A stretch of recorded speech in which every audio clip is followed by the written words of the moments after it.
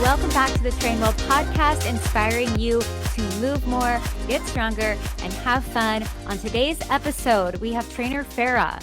She has spent 18 years in the fitness and nutrition industry. She graduated with an associate's degree in exercise science and became an ACE certified personal trainer in 2007. She went back to school for nutritional sciences, where she graduated with a BS in 2020. Farrah proceeded to get her registered dietitian nutritionist state certification. She is specialized in insulin resistance and diabetes, as well as disordered eating, intuitive eating, macros, and sports nutrition. I loved this episode. Farrah and I are very much in alignment about diet culture and the diet industry. And that's essentially what we talked all about in this episode.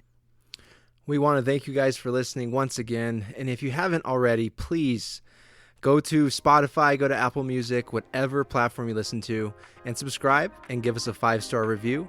And as always, you get a 2-week free trial period with Trainwell. See the show description. We'll see you guys on the other side.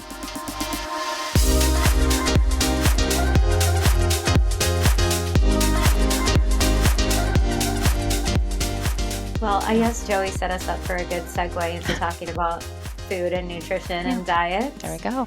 And so just to give the listener a backstory, we asked you yesterday, like, what is the thing that you would like to talk about? And it was perfectly in line with what I wanted to talk about, which is diet culture and how, like, essentially predatory it is and harmful it is. And I think that it gets so pulled into like this wellness space, like fitness space. It's kind of like, it's everywhere you look. And I would love to hear your personal journey of like where you started with nutrition, like personally, and how you got to this place of kind of feeling like diet culture is so harmful. Yeah. Okay. Well, it's quite the backstory, so I will try my best to summarize. But from as long as I can remember, thought about food in a negative way from the beginning. My mom taught ballet and she taught like exercise classes in our house. She did like the Jane Fonda workouts and would have the neighbors come over and it was always like a ton of fun. I loved it. That's all I knew. But she was very sucked into that diet culture, like most of us have been. And that's kind of how she raised me. So her family was predominantly overweight and there were like health implications and like stroke and just obesity and I don't know if her side of the family has diabetes, but along those lines, a lot of things happening. So she kind of went the opposite direction and she just got really involved with fitness and I would say nutrition, but I feel like more so she kind of fell into that mentality of, the diet culture where it's like fat-free everything and sugar-free. At the time, I don't think it was sugar-free, but it was kind of going into the Atkins, that whole situation. And so that's kind of how I was raised. I remember we would do like 3-day fasts where we would like reset, if we had like been, quote unquote bad and had like normal foods, right? But, kind of ate like a lot or whatnot. We would go on like 3-day fasts after. So that was like as long as I can remember. Like I was really young. And I don't fault my mom for this. I feel like this is what happens to a lot of people, and it is the dieting culture and having these things kind of just like glorified. So yeah, we did a lot of like crazy like dieting from the get-go. I remember being in like 5th grade and having I didn't want to eat because I liked the way my stomach felt. Like I liked that flat feeling like first thing in the morning. I loved that. I remember thinking that my daughter's in 5th grade now, so I like sometimes think about this because I do see certain things come out and I try really hard to like help her with that. But it does put me back in that place. I remember having, similar feelings about my body and not wanting to eat and then, overeating later because I didn't eat all day. And this, was kind of the cycle and that continued all through high school. It got really bad. I developed some pretty severe eating disorders. I actually sought out treatment. Well, I didn't. My parents did. Sought out treatment for that at a local, it's a hospital. And so I went and did that for 3 months. I don't feel like it helped me at the time because I feel like that's something that, you have to want to get better. And I didn't think I had issues, but I wasn't eating And then I would kind of lose control and then eat too much. I was doing laxatives. I was taking diuretics. I was taking diet pills. It was so insane. But all of these things were marketed, right? And just at our fingertips. And so I wanted to try all of it as a teenager. My mom did not do these things. So this is not my mom's doing. This is literally me just diving into my own journey at this point. My mom found out I was doing these things, and that's when I had to go and get help. So after that, I decided I was tired of like kind of the binging and, starving, all of the cycle of the dieting life. And I decided I would get educated. And so I decided I was going to be a personal trainer. My mom actually hired me a personal trainer. And funny, like backstory, he was like Britney Spears' trainer at one point. And like we didn't have money or anything like that. Like this guy was just like, he had just been doing things for many, many years. And so I thought he was so cool because of that. But he was great. He was great. And he was like very helpful and taught me a lot. And then I decided to get certified as well. And then I decided to go to school for exercise science. But it didn't really fix everything. Like it helped, but I still had that dieting mentality. I still dieted all the time. I think I did like the Special K diet. Oh my gosh, Farrah. Do you remember that? It was the very first diet I ever did because they blasted that commercial on TV constantly. Right. Yeah. Okay, That's, yeah, continue. I don't remember how, but yeah, I did the same thing. And I was really proud of myself though, because I had gone from the starving binging point in my life to like, or I would go days and days and days without eating. Like I think I tracked like 11 days. It was insane. But I was having like I would have like lemon juice and like the apple cider vinegar and like the different kind of like fasting methods. But I had gone a lot, without eating. And so once I started doing the Special K thing, I thought, oh my gosh, I can actually eat. And, I'm still seeing results and I'm seeing better results, which is interesting. You eat and you see better results. But yeah, it was nothing but cereal. And then, obviously I couldn't like keep that going for very long. I think that was like 6 months, and which is a long time, I feel like, for something like that. And then I just realized that I was kind of like falling back into old habits, and I would just go on these you know, same deep dives into like, okay, what's the next thing I'm going to do? And then that's when I was like, all right, I'm going to go to school for nutrition. So I started to do that. During that time, I had met my daughter's dad, and he was really big into the gym. I had done my first bodybuilding competition, which is a whole other story. I would love to talk about that too. Yeah, that was like that's very bad for eating disorders, right? I don't recommend it to anybody. I wouldn't, I don't regret doing it. Obviously, great experiences and a lot of life lessons. But when people come to me and say they want to do it, I cringe. But yeah, so I did my first bodybuilding show. I loved it, but the aftermath was real bad. I had a coach that was, I won't name drop because this coach is still doing things, but a coach that is just not not equipped to be doing what she's doing, and she's got like a huge amount of clients all around the world. And she's pretty big in that industry, but she was very negligent. I think at one point I was having like 500 calories a day. um and it looks like you're eating a lot because you're eating like six times a day, and you're eating a lot of protein. And it ended me and I had to be in the hospital because I had like kidney stones, which like I've never had anything like that. And then a big huge rebound. So like I got super lean for the stage, and then I ended up like gaining it right back right when I started eating like a normal Which is human. like, yeah, that was just super common. Yeah, like that's what happens. And so, but of course you feel like it's your fault, and I was like super embarrassed that that had happened. So then I jumped right back on, doing my next show. And then I met my daughter's dad, and then, him and I were both really big into the gym, and then I started taking on like more clients, and then I started kind of diving into like the coaching aspect of stuff, because one thing from my first coach for bodybuilding that I learned is I do not want to coach like that. I do not want to hurt people. I don't want people to be misinformed. And so I started trying to help people. And that's when I found like flexible dieting, and if it fits your macros, and Lane Norton. And I got really involved in that. And I reached out to Lane Norton, and I kind of told him about how like my metabolism was shot, and I had really bad experience. During that time he was helping me, I ended up getting pregnant with my daughter, who is now 10. And during that time also, I was, getting my schooling done and everything, but she ended up being a high risk pregnancy.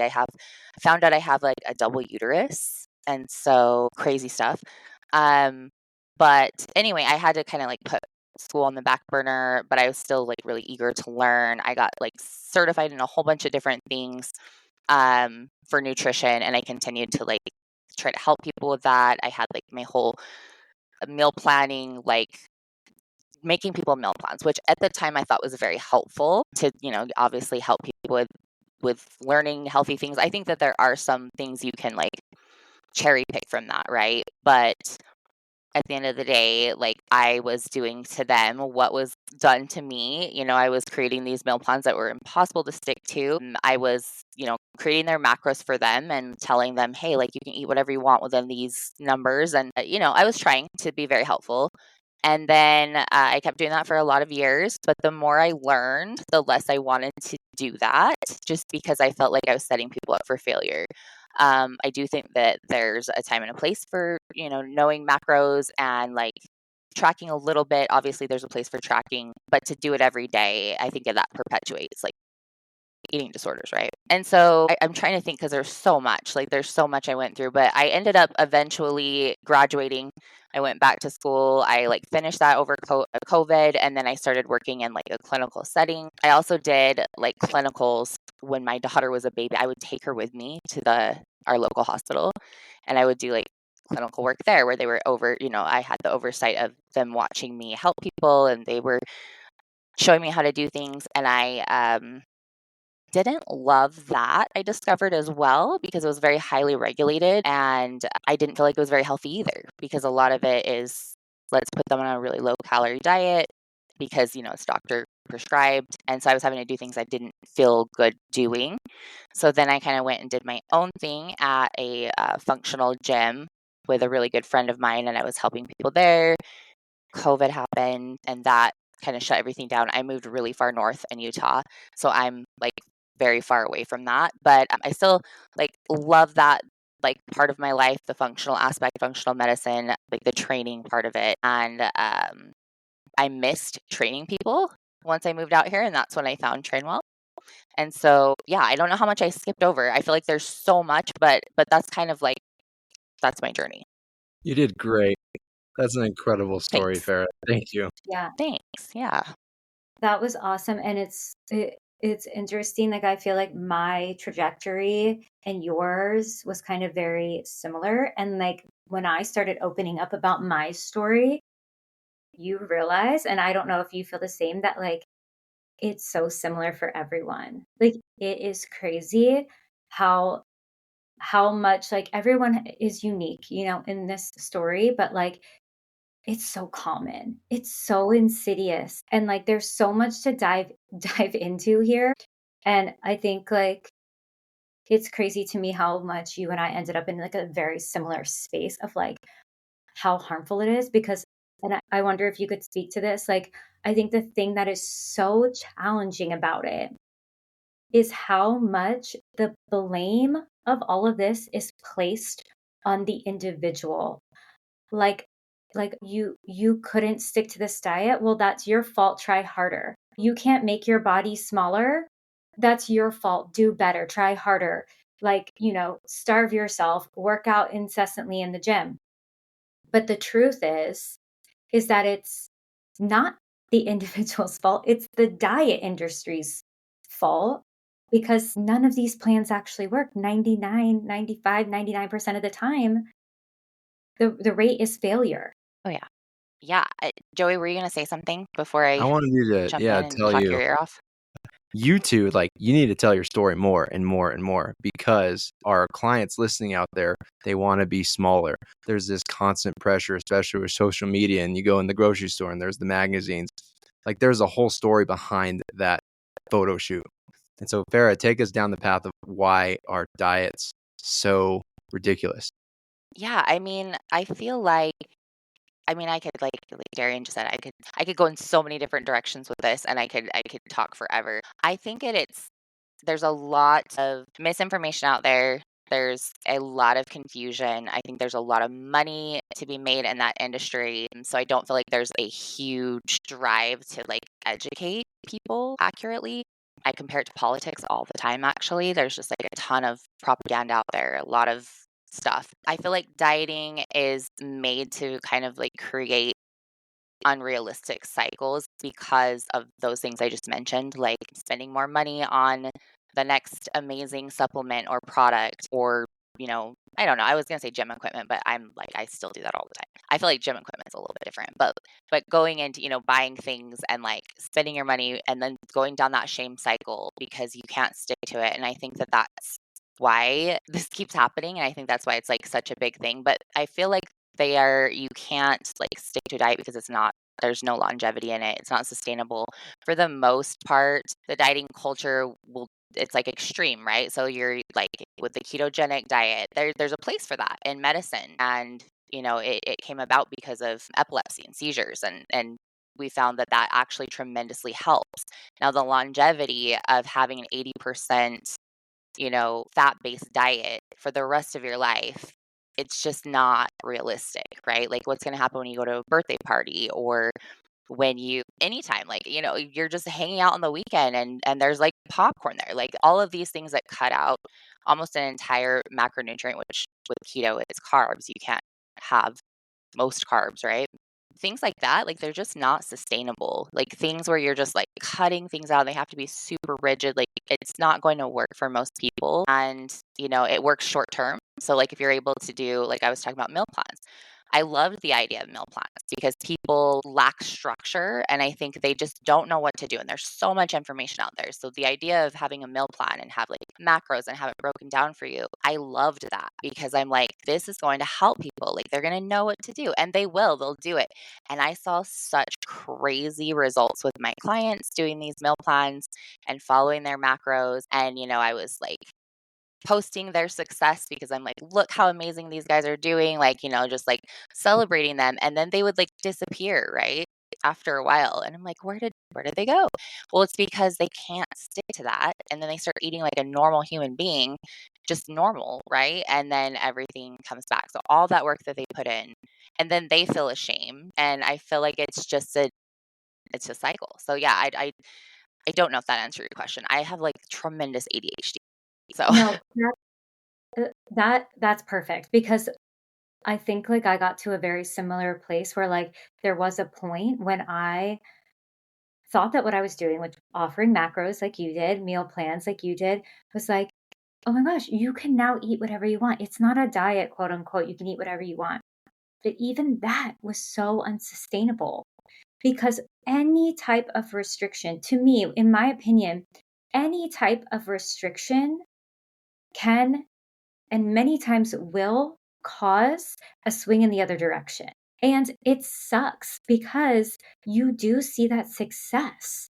And you're like, oh my gosh, I'm losing the weight. I feel great. I look great. And then you do end up blaming yourself and you have all that shame when it doesn't work. And then you think the answer is, well, I just got to get back on it and get stricter and get, more in line. And then it happens again. And I think the thing that so many people experience, the thing that I experienced, and I feel like you probably did as well, is all those things that happen to you are so shameful. I never told a single person, which was like the constant food thoughts running through my head, the hyperfixation with food. I actually felt like food would whisper to me from the cabinet. If I had a jar of peanut butter in my cabinet, I couldn't not think about it. I mean, and I would go through a jar of peanut butter in like 3 days if it was even in my house.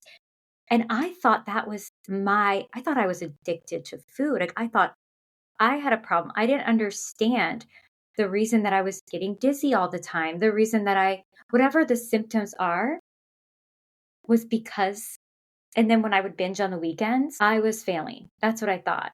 But that is the diet. It's biological. Yep. That is what happens to everyone when they restrict food to any extent. And I would go as far as saying even a mental restriction. If you are forcing yourself mentally, like, don't eat it, don't eat it, don't eat it, and then you eat it, and you're like, oh God, I have zero control. Yep. Don't eat it, don't eat it, don't eat it, even in your head, and then you eat it. even that mental restriction is causing that cycle. Did you experience that? Yeah, like my whole life. My whole life, anytime that I ever, just depending on what kind of diet I was following, right? Like anytime I strayed from it, it was just this downward spiral. And then, you want to feel better. And when you eat food and specific foods that maybe are not quote unquote not supposed to have, then you have like a quick dopamine hit, right? You feel a little bit better, you feel happy, and then until you don't, until it's over with, then you feel awful. So then you do it again. And then, then I got to get back on my diet. And it's just this never ending spiral. And it's exactly what you said, Darian. Like I had my clients, I still have my client, like those clients when I was doing like meal plans and coaching, like for shows, I still have them come back to me like, I need a meal plan. I need a meal plan. And I'm like, you don't need a meal plan. Like, let's just talk, and it's so hard. And I hate that I perpetuated that, but I think it came from a good place. And I do think a lot of people, it does come from a good place, but, it just ends up not being a sustainable thing at the end of the day. And the shame cycle is real. So, yeah, Very. it's rough. You said you love balance. It's a huge balancing act, and that you like to use adding instead of restricting. And I love that because people think their go-to is like, I need to take this out, I need to cut this out, I need to cut this out. Yeah. Now, if you have a pre-existing condition, yes, you may need to. But what do you tell people because most people here, they want to lose weight, they want to lose fat, etc. Mhm. Yeah. Speak to that. Like, what would you tell them to shift their mindset to like, what do I add in? What do I balance?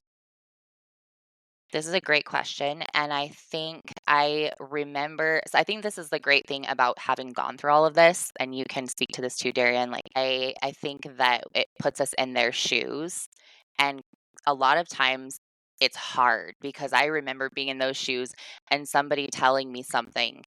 And I just remember thinking, that is not going to work for me. Like, that is just not going to happen. Like, that's going to throw my brain for a loop. So I try to come from a perspective of like, hey, I know, like I try to build that trust. Like I know what you're going through. I've been there. I know you've been through all of these different cycles and you feel like you're just on this, never ending what do you call a roller coaster, right? And like I just try to let them know like I've been there. I feel you. And then I try to talk to them about like undoing their thoughts because and I still struggle with this. I'm sure you do too, Darian. Like I still struggle with like, no, that's fine. I can have that right now. Like I can eat that. It's not a big deal. Like I can, and that's really hard to do when you've grown up in I think we're the same age, aren't we, Darian? Like this. Yeah. Yeah. 87. Yeah. 1987.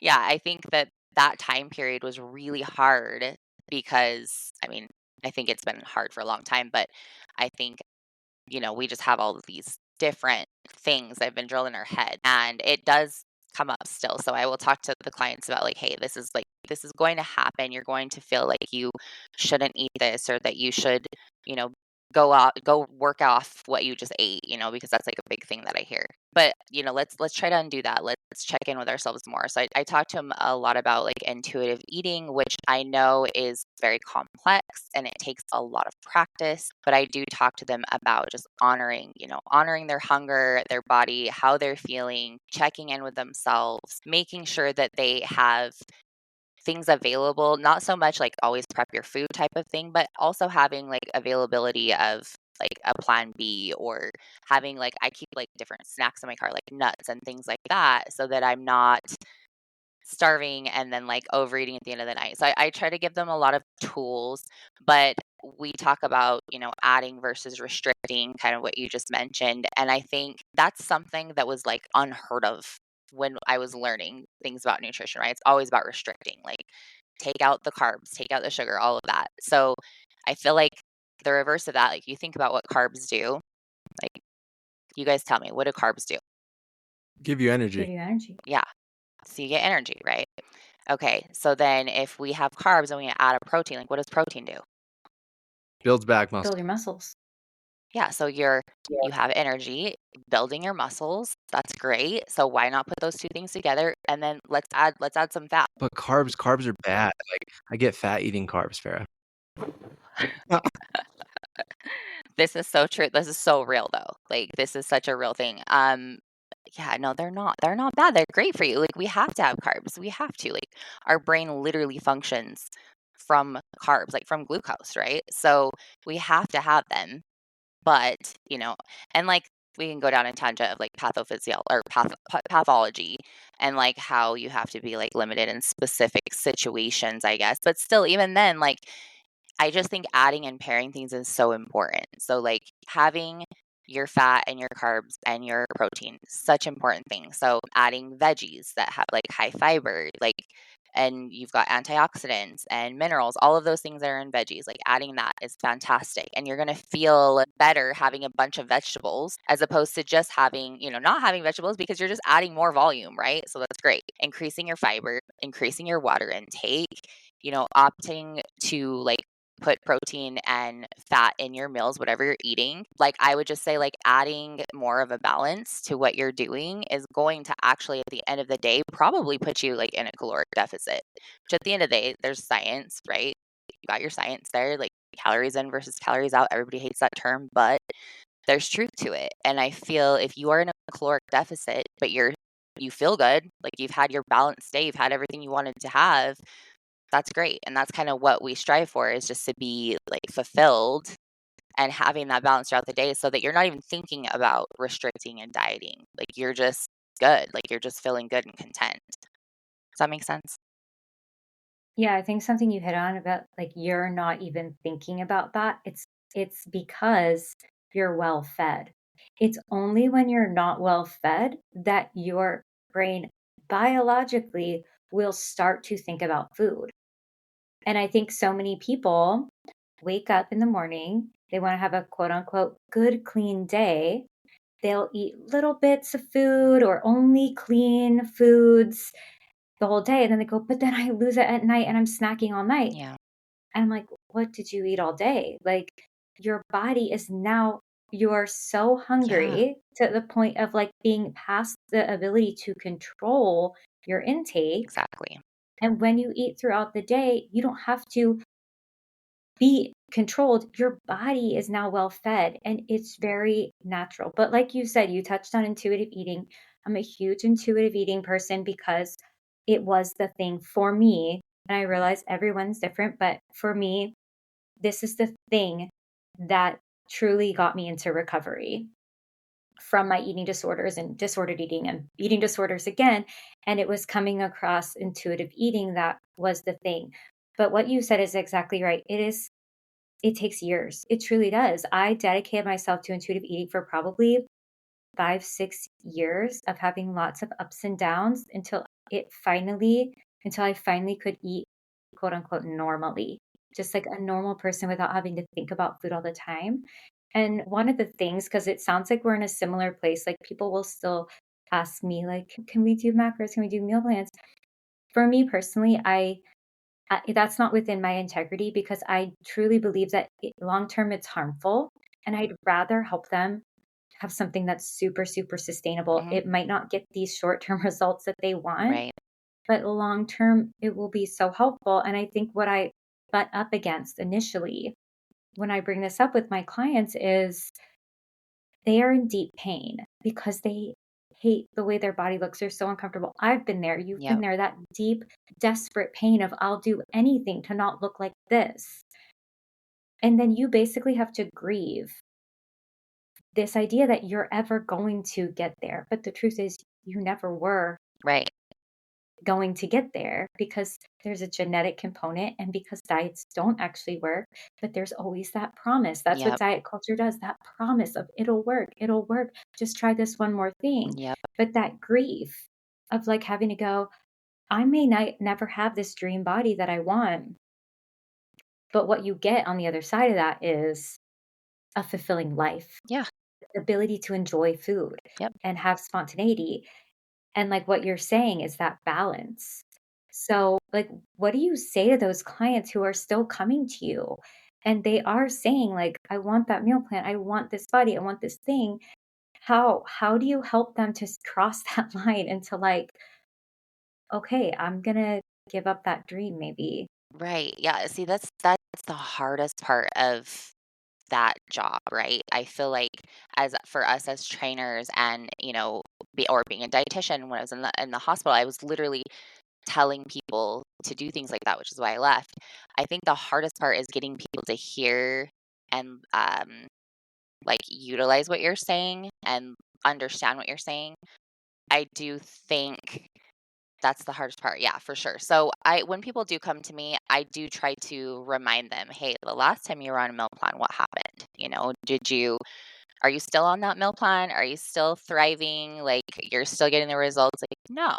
And that's not your fault. It's because it's not sustainable, right? What is sustainable? Like, what's derailing you right now? So I kind of get to the bottom of, hey, what do you feel is like in your way?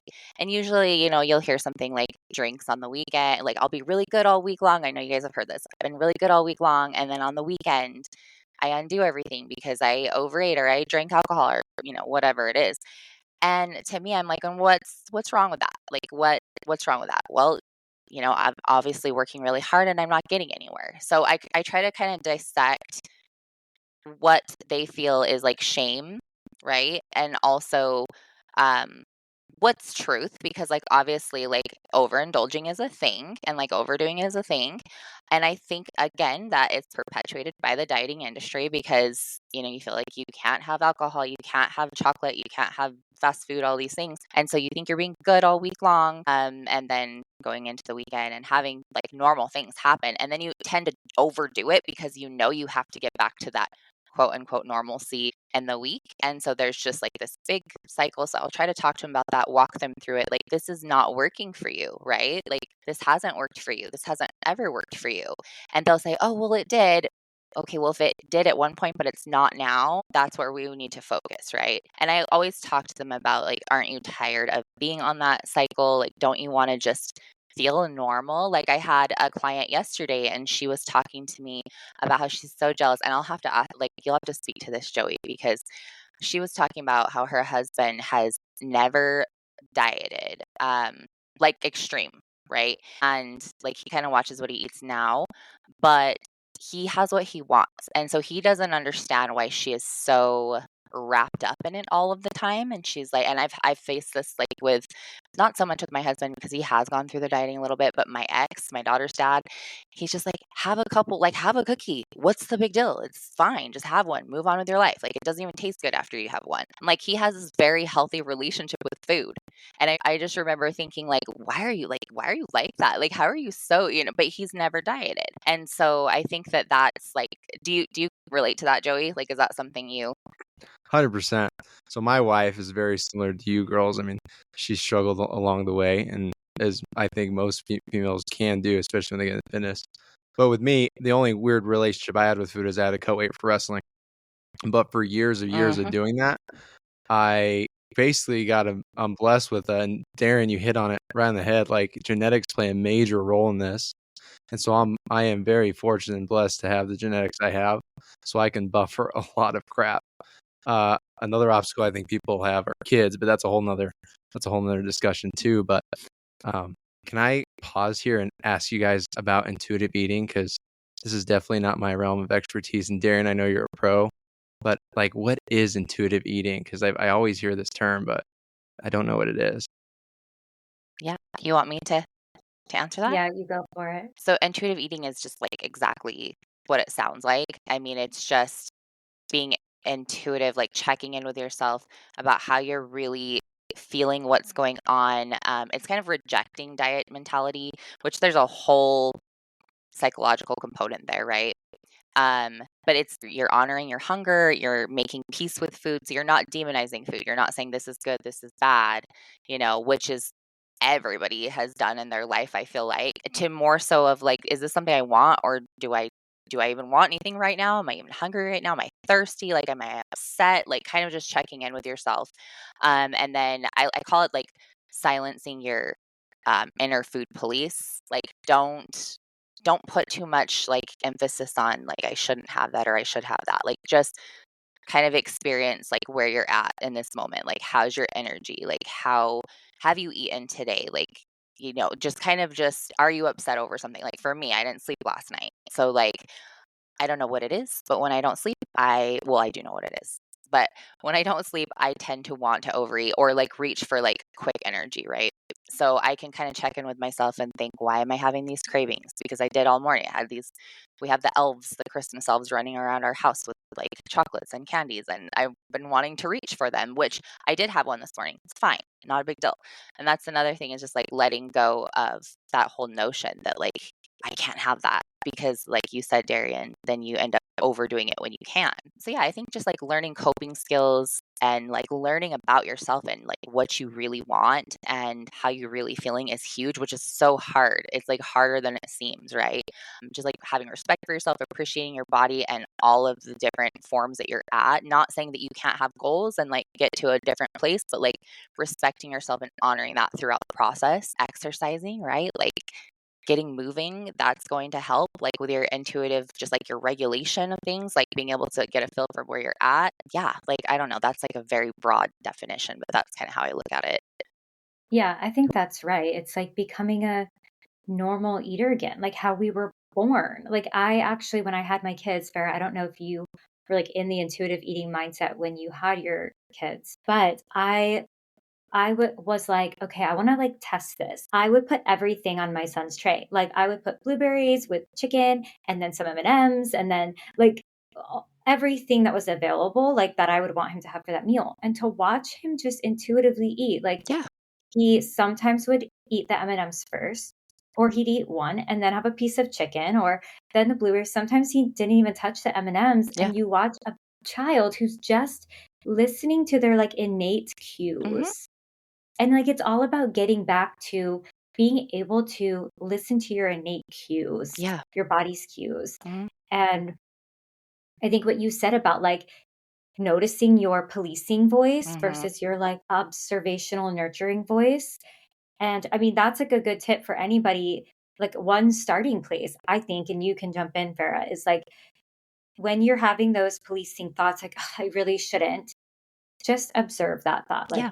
I'm telling myself I can't have this piece of candy. Right. And then just be kind to yourself. Go, actually, I'm like really tired today and I'm kind of in a bad mood. And this piece of candy is just going to make me feel better in this moment. And is that okay? And like, yeah, it is okay. It's really okay. And I think that's just like one thing, like you're saying, changing your mindset around what you think is like good versus bad. Like that's a huge theme in intuitive eating, is like we've placed, and like we could talk about this, we've placed this like morality on Yeah. food. Like we are all, and I am guilty of this, thinking I am so righteous because I can stick to a diet, Mm-hmm. because I am perfectly Yeah. vegan or perfectly paleo, perfectly keto. By the way, I've done all of those things. And I am so righteous and so much better and morally straight than others because I can eat clean all the time. And that is such, to me, like a really dangerous like dichotomy to have, that good and bad, because like food is food. Yeah.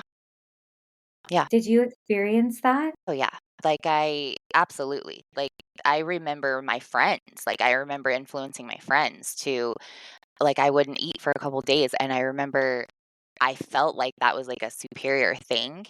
And then I remember my friends being like, "How are you doing this? Like, how are you not hungry?" Just influencing them in a bad way. But to me, I felt empowered. Like, and that's so ass backwards. Sorry, but like that's so bad, like Yes. so terrible. And I think that that is again just the dieting, the industry like pushing that if you're not succeeding, then you're failing.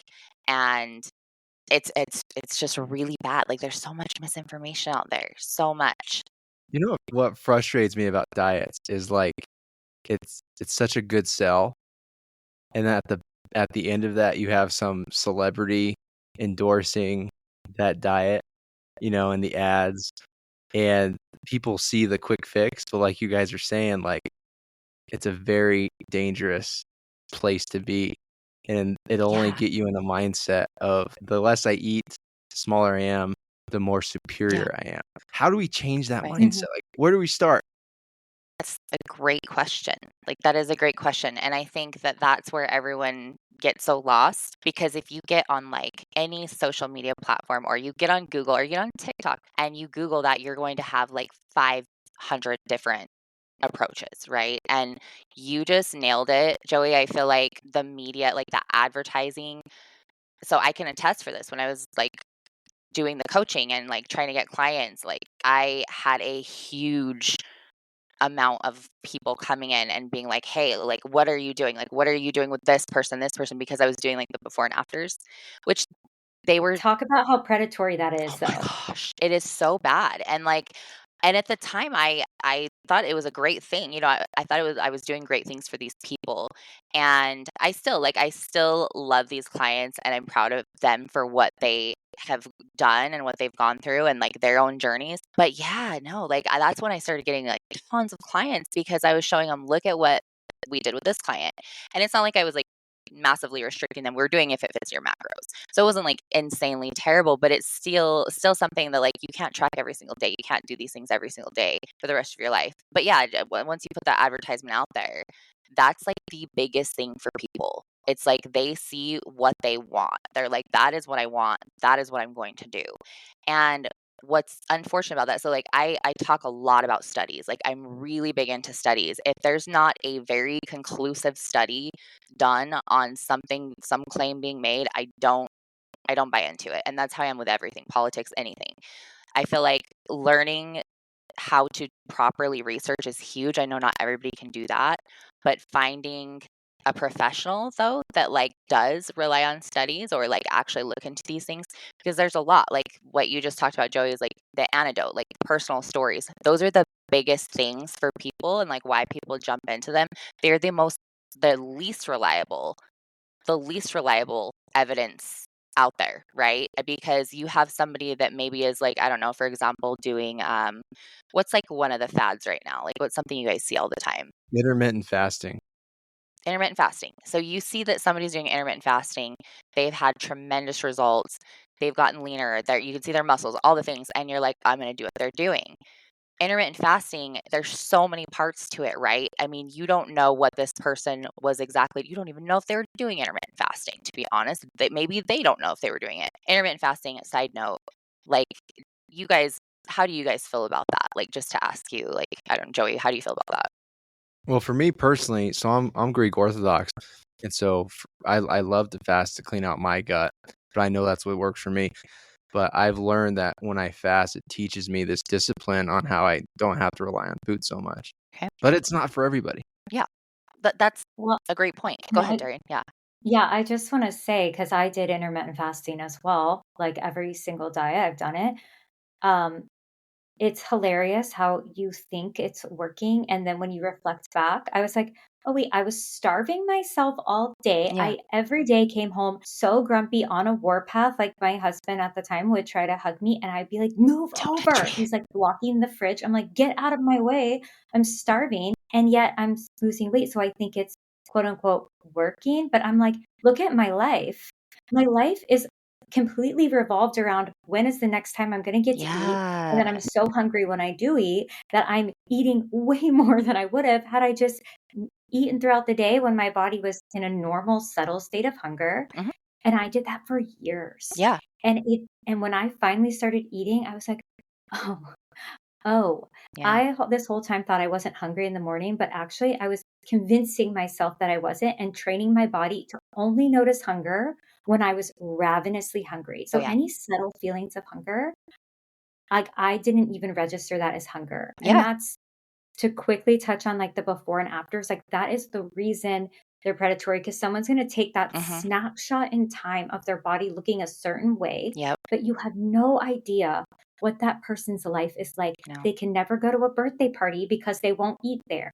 They're not happy in their marriage because they're starving and their partner's blocking their way to the fridge. Seriously. Like, and they took that picture at the best they ever looked, Yep. and the next day they probably binged Oh yeah. and are in a shame spiral. Yep. So, and yet you're putting this out like, look, success. Yeah. And like, what is success? Right. And that's like the hardest part is because like I've felt fallen victim to it. I'm sure you guys have where you're like, oh, I want to look like that. I want to do that. And that's exactly like it's not a one size fits all. Even if that person did intermittent fasting, like the way that it's set up and they did, I don't know, like they didn't eat until like 1 or 2 or whatever, and then they ate in this 4 to 6 hour window, like great. That worked for them. There's genetics that plays into it. There's like whatever activity they were doing. There's a ton of different things that plays into that. It's not a one size fits all. And that's what's not advertised, right? You're just like, this is what works. This is the only thing that you can do. I know so many people that advertise like that. Intermittent fasting usually just puts you in a caloric deficit easier because you're just taking a chunk and of a day where you're usually going to eat and you're not eating. So you're more inclined to be in a caloric deficit unless, like you were saying, Darian, like for you, it caused you to overeat and to be upset. So I'm kind of like a natural intermittent faster. Like I don't even think about it. And I just check in with myself. And then when I'm hungry, I'm like, okay, it's time to eat. And usually that's usually like 10, 11, like around now. I'm like, okay, let's have something to eat. I used to wake up and tell myself I have to eat right now. I have to eat every 2 hours, like when I was competing, because I didn't want to lose my muscle mass. And I would just force it all day long. And once I started doing, or not intermittent fasting, once I started doing intuitive eating, I found that like I'm actually really like fine not eating until like 10 or 11. But it's just like it's not a one size fits all. And I think that that's the hardest part is, having to tell people that you don't even know what's going on behind those like progress pictures. You don't even know if that's what they're doing.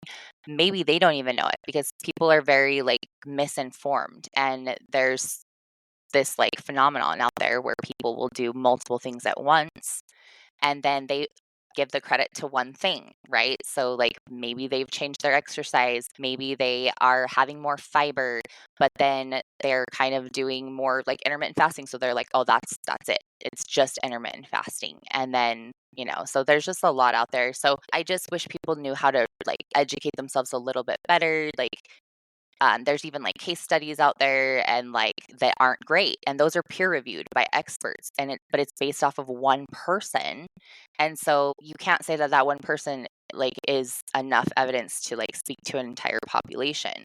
But people will do that. They'll say like, oh, we did this case study. It was reviewed by experts and our peers and critiqued, and so we know this is the truth, and then people run with that. Or like, there's specific studies that are just not that reliable. Like what was the one? It was like broccoli. I got to think about it. Broccoli stops cancer cell growth. And where that came from is they did a test, which this is like a very like, I got to think about how they did it. I think they put like pieces of like the broccoli, like parts of the broccoli in with like liver cancer cells. And they literally put it in like a test tube and they just wait to see what happens. And they see, okay, well, the cancer stopped growing at one point. So maybe, and this is kind of like the claim, I guess, maybe it has like cancer, like stopping the growth of cancer, like properties, maybe. And then somebody sees that study, they take like bits and pieces out of it and they start advertising like broccoli like stops cancer from growing.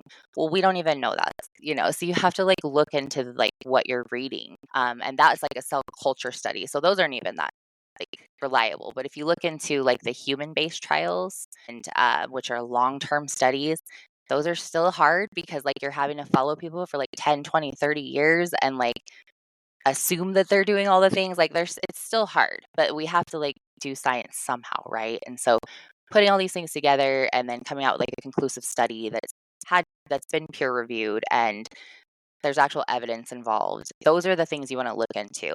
And then you have to decide how you're going to perceive it. So there's just a lot there. And I think it's really easy for people, and again, like I compare this to politics, because I think people perceive things differently and then just blast it, and then there's all these different ideas out there, and it's like we got to get to the truth, like what's really going on. So yeah, it's a hard thing, but I don't know where I was going with that. I was rambling. Dr. Lane Norton is definitely the science guy. Like, just ask Bio Lane all the things, right, Farrah? Yeah, I love, and he's very controversial. Like I know a lot of people that do not like him. I love him because I I feel, love yeah, he just like says it like it is, and he does base everything off of studies, and he breaks them down, and I really appreciate that and respect that because he kind of just debunks all of that fluff out there. Yeah, I think, okay, so Joey really wanted to spend a lot of time talking about solutions, and I could spend a lot of time talking about like what is wrong with our culture that this like diet mentality and diet culture is so insidious. But I would love to like leave our listeners with something practical, because it depends on where they're coming from. Like if Farrah, if they're coming to this from like a space where we were at like so disordered with our eating and our relationship with food, Yeah, it is a journey getting back to a good relationship, healthy relationship with food. for sure. If someone is coming to this episode from a place of just like maybe they have never done a diet, or but they just kind of want to feel better and get stronger, like these are very different mentalities to start with. I personally would say, and it sounds like you would say, regardless of where you're coming from, getting to a place of what you said, of balance, just like finding the middle way, not being so rigid in how you're eating. Like the rigidity is the thing ultimately that is like that like dooms you in Hmm. all of this. For sure. So like what do you, I know like in intuitive eating they have this idea of like basically just what you said, including fats, carbs, and proteins, but then also including foods that are really satisfying, because that's what keeps you like mentally sane. So, like, you have a balanced plate and you have a cookie, and it's okay. And that's the thing that keeps you able to stay balanced. So, is that kind of like the tips that you're giving your clients initially? Yeah, I feel like when they first, and like you said, there everyone's coming from a different place. But when I hear a client that's like demonizing food a lot, when they're saying like, "I know I shouldn't be having this, and I know that this is bad," and I'm like, "Okay, listen. There's only three foods that you shouldn't eat. It's the ones that you do not like, the ones that you are intolerant or like allergic to, or the foods that have gone bad. Right? Those are the only. That's the only way that you're going to say that you should not have it. Right? So I kind of try to like deconstruct that a little bit where I'm like, and I'll be like, don't say that. It's not bad. Like I try to, and it's not coming from a place of like, okay, just eat whatever you want all the time. And like, right. That's not, it's literally just looking at it like, hey, this is okay. Like, let's not demonize this anymore. So, yeah, I try to deconstruct that a little bit. Like I said, I try to like provide like a safe space for them and tell them like, hey, I've been where you're at. I've been there and I promise you can like break free of it. If they have like if they've never dieted before and they're kind of just like looking for structure, like yeah, I think it goes across the board, like just to push balance and checking in with yourself, getting moving, because that's already going to like regulate your system. Like I was talking earlier, like what I asked you, Joey, about like how you view like the dieting situation, like with your wife or with us, and like how you have like a healthy relationship with food. And I think that like that's what we should strive to have, is just like have that balance of like I don't really overthink things, I don't. And that's, I guess, where I was going with that earlier, is like I have clients that will talk about like, oh, my husband can do this, and like not feel shame. And well, why is that? Let's look at that, about his relationship. And don't get me wrong, there's men that struggle for sure. Like there's men that have had to diet like crazy and they've gone down. I know so many men that have had to do that. But I think that, how do I put this? Like physiologically, men, they do have like a different disposition than we do as women. And for the most part, they can eat more foods. They can usually like handle more, right? Like women, we can't handle as much for the most. Like, I'm generalizing here, but yeah, I feel like looking at people that haven't had those cycles and like how that's worked for them and their relationship. Like let's see what they've done. Like, do they cut things out? Do they limit themselves? Um, but yeah, so I think it's like a case by case thing, but I'm always pushing balance, like checking in with yourself. I push therapy a lot, like especially if it's somebody that's coming to me that has had like a pretty extreme history and like relationship with food. I always talk to them like, hey, do you have somebody to like talk to? Do you have like a professional? Like I don't usually say like that, but like ask them if they've ever like worked through that, right? Because I have had to a lot. I still I have a like a on-call therapist that I'm like, "Okay, I need to talk about this," and usually it's about food. So, it's something that you continuously have to, like, work to undo. It's something you have to continuously, like, work to get better with, just like anything else.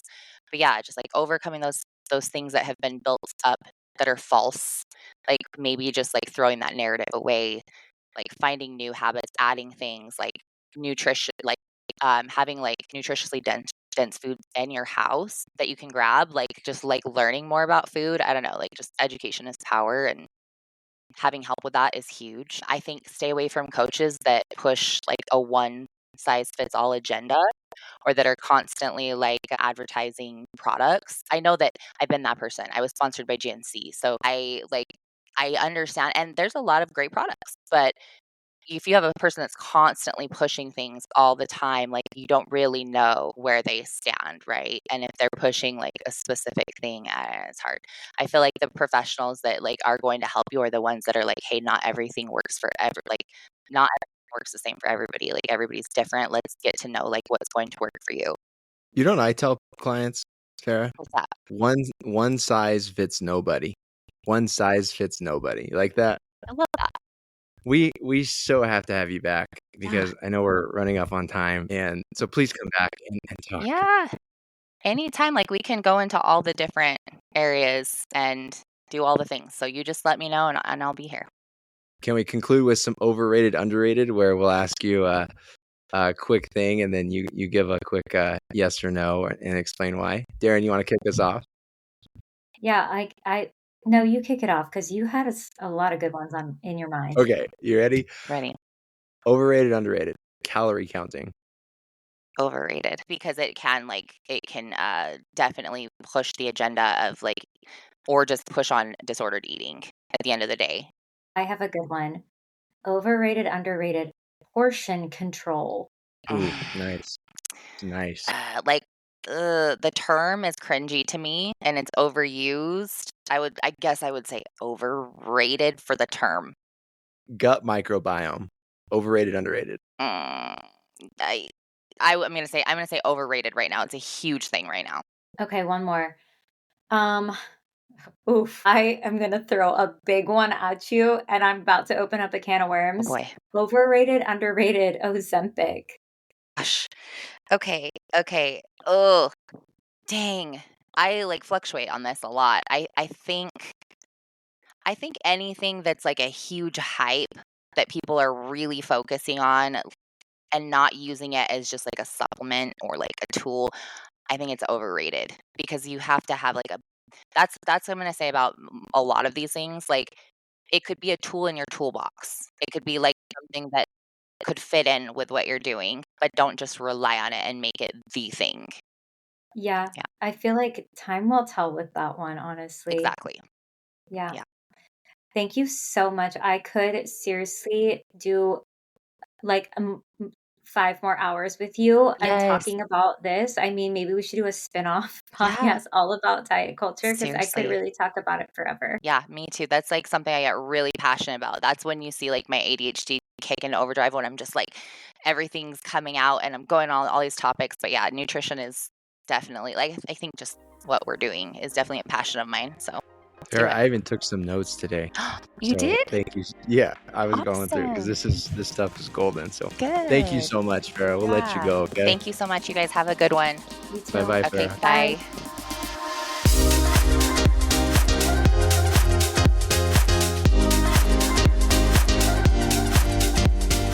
That's all for today's episode on the diet culture with Trainer Farrah.